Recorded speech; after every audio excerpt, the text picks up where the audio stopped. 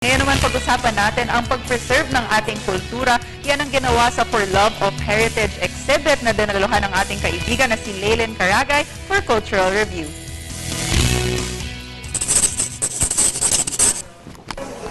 Good morning, boss! NCCA has always been a partner ng Cultural Reviews at muli naanyayahan kami para ibahagi sa inyo ang mga obra Miss International na si Miss Gemma Cruz Araneta at ang visual artist na si Virgilio Aviado. At ito ang For Love of Heritage. Kaya tara, ililibot ko kayo sa kanilang mga obra.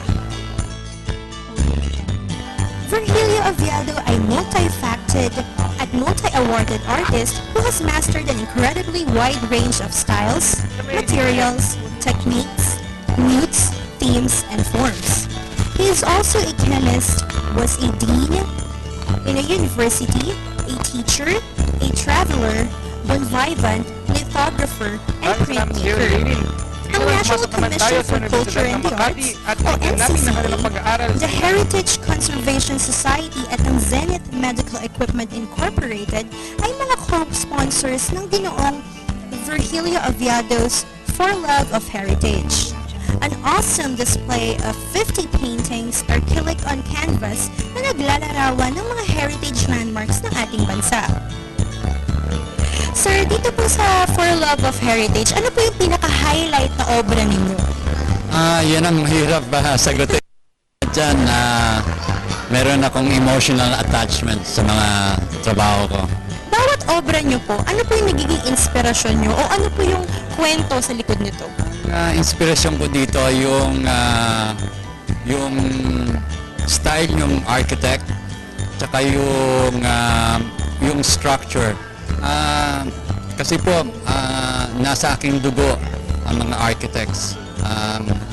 Ang great-grand-uncle ko po si Thomas Arguelles, who was one of the first licensed architect, and also Carlos Arguelles, the one who made the Phil-Am Auditorium. Yun. So nasa dugo ko yung pagka-architect. Ano po yung masasabi nyo since pumapasok na po yung digital age natin and marami na pong impluensya na sa mga nakaraang panahon sa mga dayuhan natin, paano nyo po ma-describe yung Philippine heritage natin dito? Pwede nating pag-aralan ang mga structures and use iPad to draw or use other stuff which is digital to make more artworks. Ganun. Ito po sa For Love of Heritage, ano po yung pinaka-tema nung lahat po ng artworks nyo? Ang theme ito are heritage sites from all over the Philippines na ngayon ko lang nare-realize yung kanyang beauty. Pag na-paint ko yung isang structure, parang ang saya-saya ko kasi parang I'm part of that structure. Huwag niyong pabayaan yung ating structure. Yan ang ating kayamanan. Diyan natin malalaman ang ating cultural identity. Ang mga imahe ito reminds us of the days, years, decades, century that have passed. Mga moments in our lives na halos nalimutan na natin. So sir, tungkol po saan ang librong iyan, The Last Bohemian? Tagal na kami magkaibigan ni Pandy. And itong nandito, that was taken in Cuenca nang nag-exhibit kami. And noon pa, nagdo-drawing na si Pandy ng mga houses, mga old, like the Casas Colgadas. He did a nice drawing. And he's been doing small architectural drawings.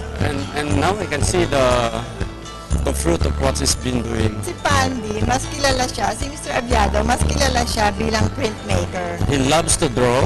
He loves to paint as well.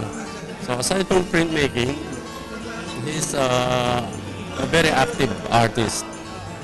So do you think we should encourage him to follow this line? Because I've never seen him paint such big canvases.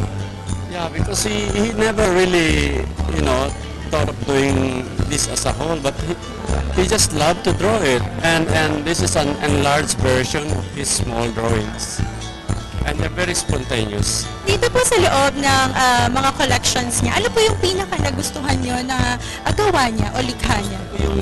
Gusto ko yung maliliit niyang drawings. Kasi yun talaga yung original na he's been doing.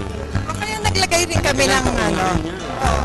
Yung nasa likod mo yan, yung maliliit na drawing. Kaya naglagay din kami yan. Dahil nga kilala siya dyan sa kanyang mga... Pagka binigyan ng letter, yung envelope may drawing na ganyan. So I'm keeping it. Yeah. Si Mr. Aviado. Baka sakali mag-drawing mo siya sa envelope. So over the years po talaga, ganun na po talaga yung naging trademark niya. Since the 70s, they just love to draw mga structures like that. And now ito, very, very significant dahil nga these are our heritage. Dapat pasyalan ninyo itong NCCA building dahil may exciting exhibit of Pandy Abiado na mga structures ng our heritage, and baka balang araw mawala na ito, and at least ini-immortalize niya sa kanyang mga paintings. You don't have to be an anthropologist, a historian, or even a heritage worker para maging parte ng advokasiyang ito. You can share your own photos in just one click of your status. Kaya supportahan po natin ang ganitong mga proyekto, katulad ng Love for Heritage. Ito po muli si Laylin Caragay para sa Cultural Review.